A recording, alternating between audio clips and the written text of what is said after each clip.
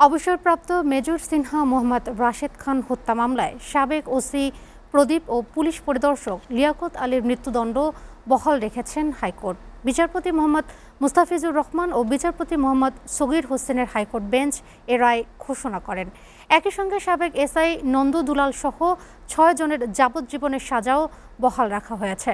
সব আসামিকে জরিমানা করা হয়েছে ৫০,০০০ টাকা করে। রায়ে সন্তুষ্ট মেজর সিনহার পরিবার। নুরুদ্দিন খানের প্রতিবেদন।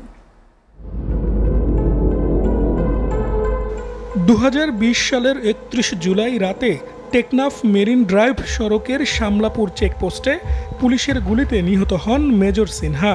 ওই ঘটনার দায়ের করা মামলায় বিচার শেষে ২০২২ সালের ৩১ জানুয়ারি কক্সবাজার জেলা ও দায়রা জজ আদালত ওসি প্রদীপ ও পরিদর্শক লিয়াকতের মৃত্যুদণ্ড ৬ জনকে যাবজ্জীবন ও ৭ জনকে খালাস দিয়ে রায় দেন।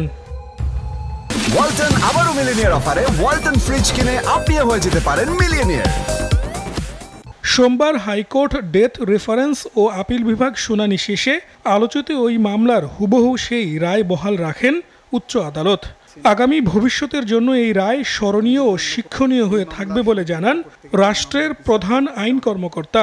মহামান্য হাইকোর্ট বিভাগ আজকে নিম্ন আদালতের বিচারিক আদালতের রায় বহাল রেখেছেন, অর্থাৎ 2 জনের ফাঁসি এবং 6 জনের যাবজ্জীবন জেল। রাষ্ট্রপক্ষ এতটাই তৎপর যে আগামী প্রজন্মের জন্য, সুকান্তের ভাষায়, আগামী প্রজন্মের জন্য বাসযোগ্য করে গড়ে তুলে রাখার জন্য এই বিচারটা প্রয়োজন এবং এই শাস্তিটা বহাল রাখা প্রয়োজন। হাইকোর্টের রায়ে সন্তুষ্টির কথা জানান মেজর সিনহার বোন। সবার সম্মিলিত প্রচেষ্টা, সবার দোয়া এবং আল্লাহর অশেষ করুণা মেহেরবানির জন্যই হয়তো আমরা এই রায়টা বহাল রয়েছে, যেটা একটা সত্যের একটা জয় বলবো আমি। কিন্তু আমরা এখনও অপেক্ষা করছি এর পরবর্তী ধাপের জন্য।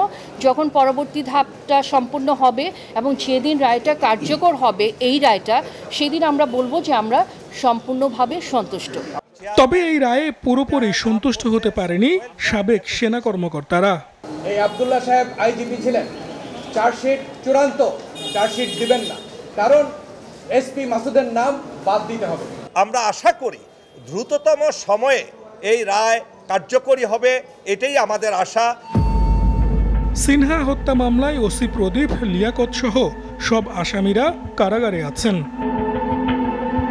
নুরউদ্দিন খান, এসএটিভি, ঢাকা।